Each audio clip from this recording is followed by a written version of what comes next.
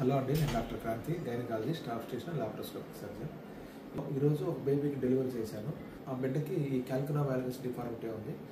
అందుకని ఈ టాపిక్ గురించి నేను ఈరోజు మీతో డిస్కస్ చేస్తాను. ఈ డిఫార్మిటీస్లో చాలా రకాల డిఫార్మిటీస్ ఉంటాయి. మెయిన్గా ఇప్పుడు క్యాల్కునా వాల్గస్ డిఫార్మిటీ అంటే పాదం అనేది పైకి ఉంటుంది, బయటకు ఉంటుంది అనమాట. సో అంటే డార్సిఫ్లెక్షన్ అంటారు.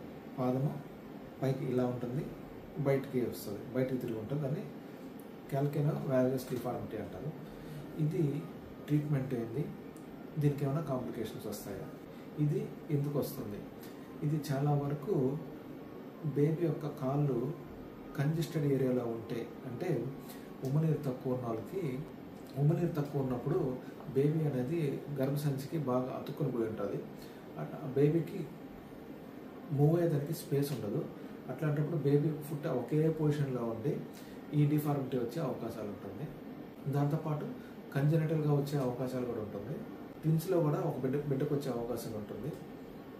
దాంతోపాటు ఎదురుకాలతో ఉన్నా కానీ వచ్చే అవకాశాలు ఉంటుంది. ఇప్పుడు ఈ డిఫార్మిటీ ఏం చేయాలి? చాలా వరకు ఈ డిఫార్మిటీ వితిన్ మంత్స్లోనే దానంతట అదే కరెక్ట్ అయిపోతుంది. ఎప్పుడన్నా బాగా జాయింట్ అనేది బాగా స్టిఫ్గా ఉంటే అప్పుడు సర్జికల్ ఇంటర్వెన్షన్ చేసుకోవాల్సి వస్తుంది. చాలా వరకు స్ట్రెచ్ ఎక్సర్సైజ్ చేసినప్పుడే అది తగ్గిపోతుంది, ఆటోమేటిక్గా తగ్గిపోతుంది.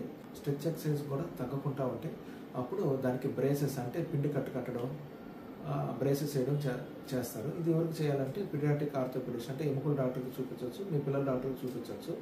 సో ఈ క్యాల్కునా వాల్గస్ డిఫార్మిటీ రాగానే తల్లిదండ్రులు భయపడాల్సిన అవసరం లేదు. దానికి ట్రీట్మెంట్ ఉంది. రెగ్యులర్గా బిడ్డ ఎదిగి నడిచే కొద్దీ కూడా అది తగ్గిపోతూ వచ్చేస్తుంటుంది. ఇది వాళ్ళ టాపిక్. మరిన్ని టాపిక్స్లో ఛానల్ లైక్ చేయండి, షేర్ చేయండి, సబ్స్క్రైబ్ చేయండి. ఇంకేమైనా డౌట్స్ ఉన్నా కింద కామెంట్ చేయండి, నేను తప్పకుండా రిప్లై ఇస్తాను. Thank you.